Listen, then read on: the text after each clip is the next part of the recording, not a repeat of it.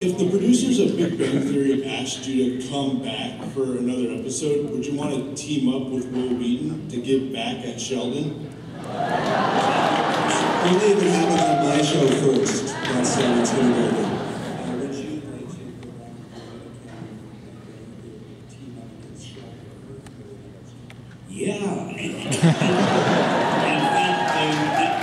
Chuck Lorre, the producer, had asked me, said he would try to get another cameo for me, but I guess so much else has been going on. You know, he also does that thing with brother-in-law or something. 2.5 Men.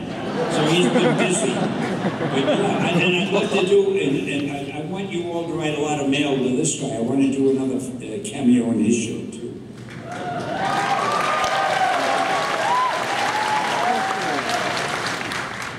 And are you going to be on the final season of Chuck?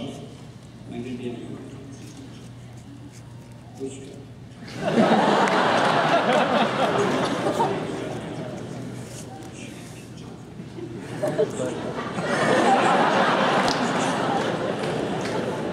I'm going to take that as a no. That show isn't called Chuck. No, it's not. So what is he talking about? I don't know any show called Chuck.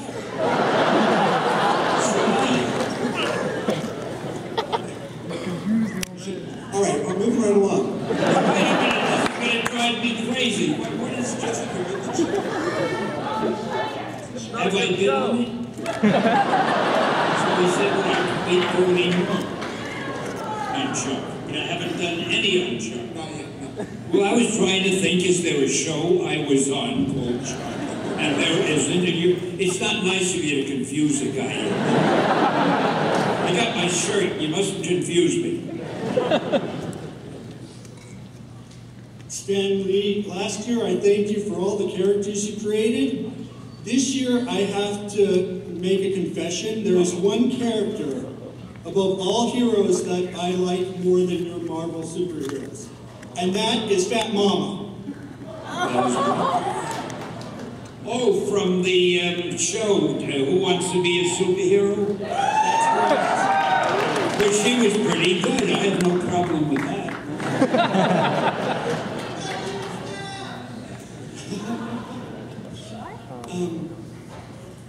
Back then, I had asked a question, and you said you would take the idea back that was mentioned in it to, quote unquote, the boys in the office. And it was, I would take the idea back. Did you have an idea last year for a team of superheroes with disabilities like autism and Down syndrome. And I was wondering, what happened? A team of superheroes. who had disabilities like autism and other things? And you mentioned it last year. Obviously, you know, when you do anything like this, excuse me, you have to get somebody to pay to print and publish it. I came up with the idea and I suggested it to a few people, but it fell on deaf ears. Nobody wanted to finance it. So at the moment, it's nowhere. And I'm Well, sorry. let me know that it exists. We have, you can do a team, you can do one handicapped person like Daredevil. You do it in a certain way. And frankly, I'm working on another character now that might be put in that category. But somehow a whole team of them, it just seemed to scare the people who pay for these things. And I have not been able to get that idea across. Sorry. How did it feel to see your comics turn into live-action movies? Oh, you know the best thing about it? All those great directors and producers and special effects men and actors, they do all the work, and I get so much of the credit. And it's a wonderful arrangement. To answer your question, it feels great. It really does. Years ago, when we were doing these characters, never in a million years would we have thought that they'd ever be on the screen. I mean, we just hoped the books would sell and we'd keep our jobs. So it's been quite a ride for us. I just have to say, it is an incredible honor to be in your presence, Stan. I'm one of the many fans who grew up with your comic books, with your TV shows, movies, everything. There was one show that I actually really enjoyed as much as everybody put it down. I was honestly curious if you ever planned on making a new season of Who Wants to Be a Superhero, because I'd love to be on that show.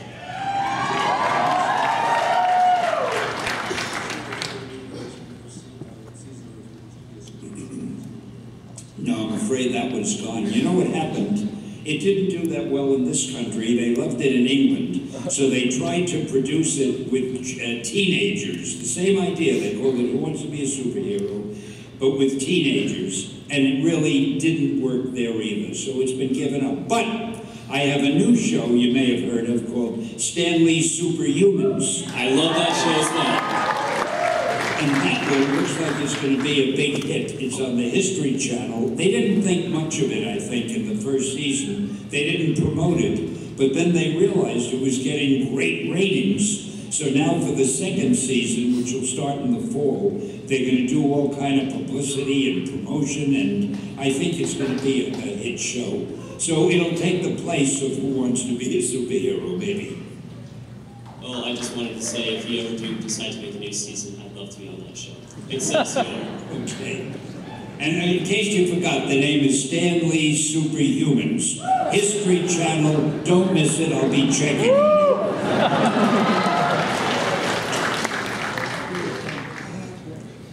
Hi, Stan. I wanted to talk about, I'm a big fan of this little phenomenon called Japanese anime. And Yeah. you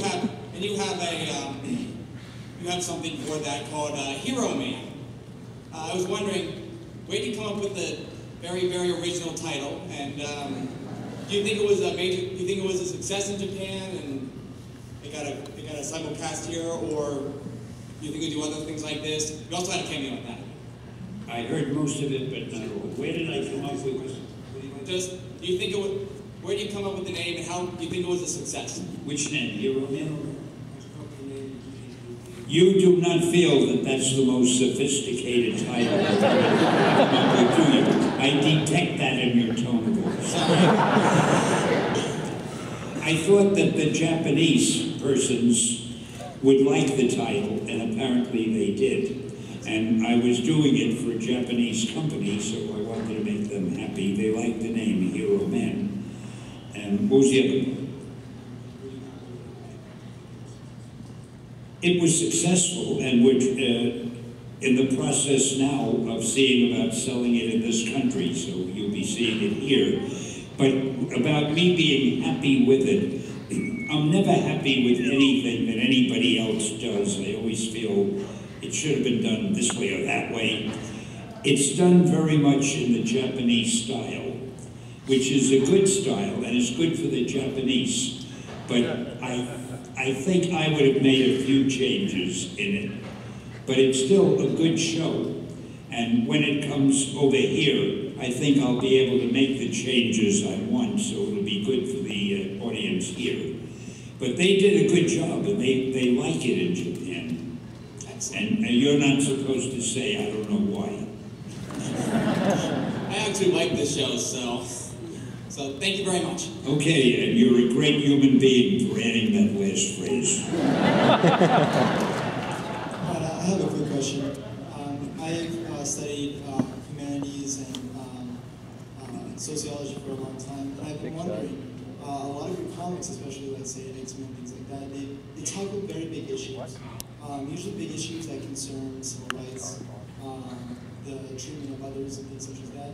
I was wondering if at all were those like major roles or they really, I guess, surmounted or they built up those roles or those characters. X-Men, let's say for that. Would you say that civil rights or things such as that, equalities, things like that, were major drives in making it? Could you summarize that? No, it's the funniest thing. I hear the voice, and I hear, could you say that, and that's what it sounds like.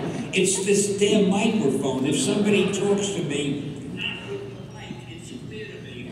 this does something in my ears that it muffles everything. Anyway, you're not interested in my ailment, so.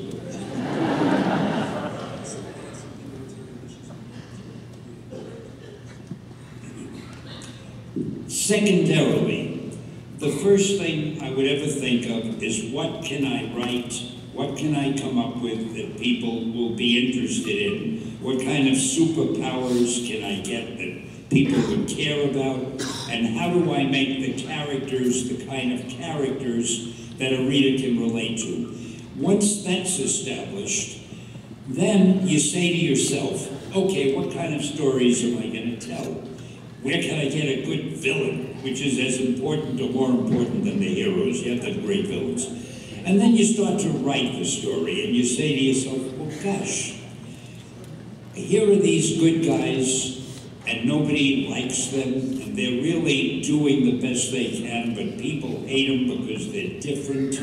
And I thought to myself, that really reflects on society, where people hate other people because they have a different religion, or they're from a different nationality, or because a blonde hates a redhead, or who knows why. Anybody who's different. And I thought that would be a good thing to play up in the series, but when I shouldn't say play up, to mention, to add in the series, but not hit anybody over the head with it.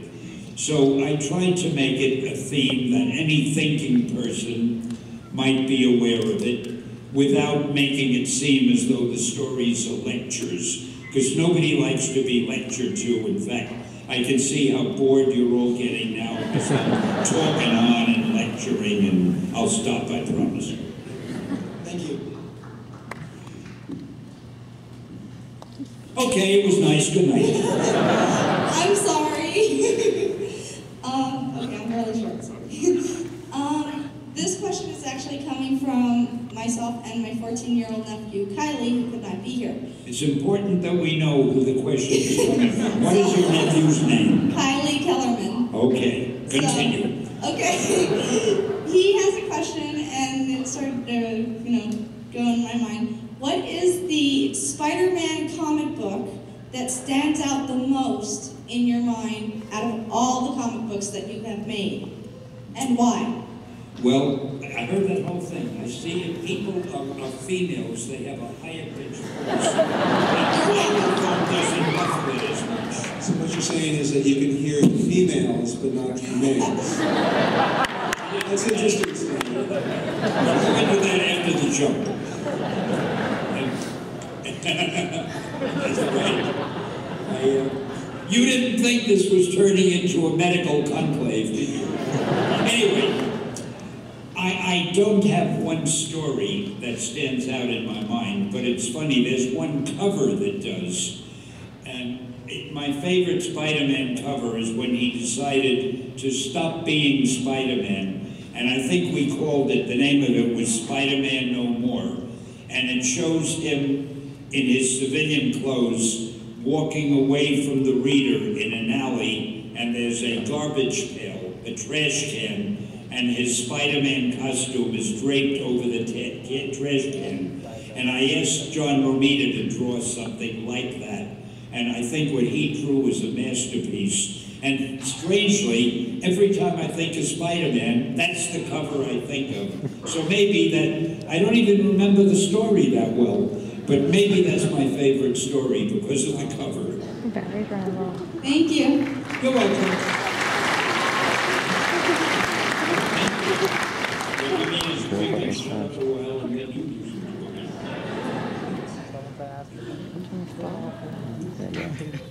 Go ahead.